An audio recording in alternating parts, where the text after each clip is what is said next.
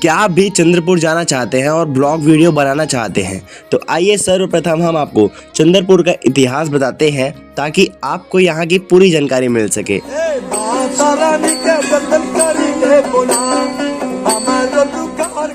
तो बिना आपके समय गवाए इस वीडियो को शुरू करते हैं, तो बने रहिएगा वीडियो के अंत तक।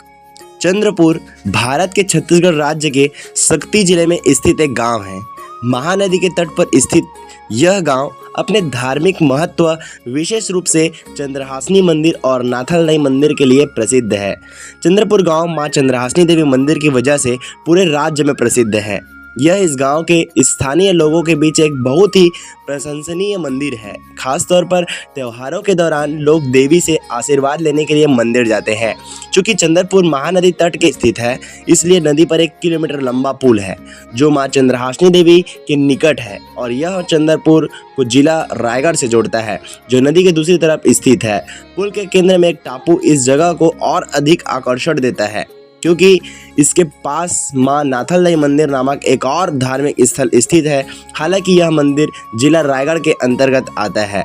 मां नाथलदाई को मां चंद्रहासिनी देवी की छोटी बहन माना जाता है। चंद्रपुर गांव के धार्मिक स्थलों के अलावा कोई भी इसके आसपास के प्राकृतिक और सांस्कृतिक आकर्षणों जांजगीर, बिलासपुर, संबलपुर और महासमुंद की सैर भी कर सकता है। नवरात्रि के समय यहाँ भव्य मेला का आयोजन किया जाता है। साथ ही यह एक प्रसिद्ध पर्यटन स्थल है।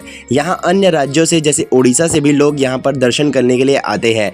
यह एक पवित्र स्थान है, वह पर्यटन स्थल के रूप में दिन ब दिन अपनी ख्याति बना रहा है। मां चंद्रहासिनी साथ ही यहाँ बने पौराणिक व धार्मिक कथाओं की सुंदर झांकियाँ, लगभग 100 फीट विशालकाय महादेव पार्वती की मूर्ति आदि मां चंद्रहासिनी के दर्शन के लिए आने वाले श्रद्धालुओं का मन मोह लेती है।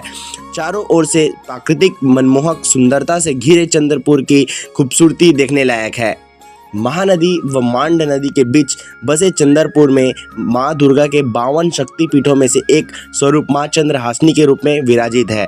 पहले यहाँ बलि प्रथा का प्रचलन था, लेकिन समय के साथ इस पर प्रतिबंध लगा दिया गया है। मंदिर में है सुंदर और अद्भुत झांकियाँ। मंदिर के प्रांगण में अर्धनारीश्वर, महाबलशाली, पवन पुत्र, कृष्णलीला, चीरहरण, महिषासुरवध, 4 धाम नवग्रह, सर्वधर्म सभा, शेषनाग बिस्तर और अन्य देवी देवताओं की भव्य मूर्तियां दिखाई देती है।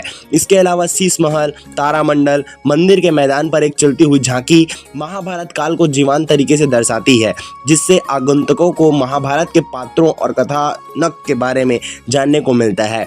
वहीं माता चंद्रहासिनी की चंद्रमा के आकार की मूर्ति के दर्शन मात्र से ही भक्तों की सभी मनोकामनाएं जो होती है वह पूर्ण हो जाती है।